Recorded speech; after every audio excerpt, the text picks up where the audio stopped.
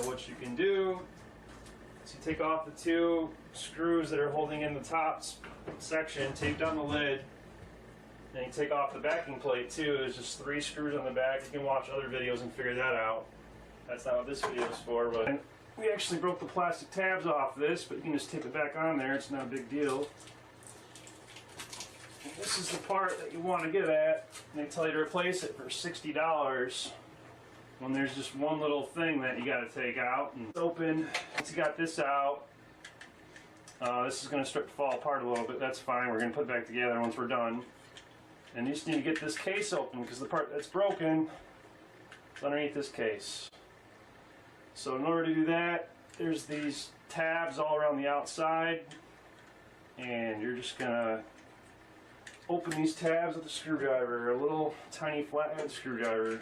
Alright, got it open. Yeah, you see you dropped the spring and our towel caught it. Good idea. Take a towel or something to cover up the top of the washing machine so you don't have to hunt for a half hour if you drop a little part.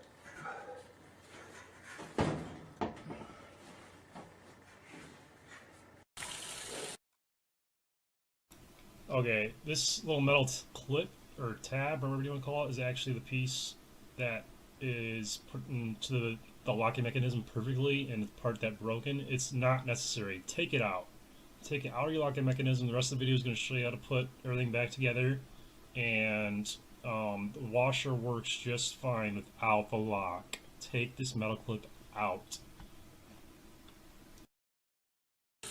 There's a little better shot of that metal part so you can see how big it is. Okay, this clip actually fits right here.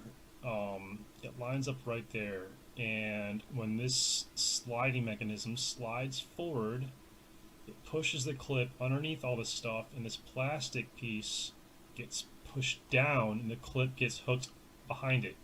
The rest of the video will show you how this plastic piece gets pushed down and how this all slides forward and how it all fits back together. As long as you can get this plastic piece in, which it only fits in one way, and these all only fit in one way, if you can get them all to get back together, put the case back on, and then you clip it back onto the top of the washer, and then put the latch in so it's always latched, your washer will work again, I guarantee it.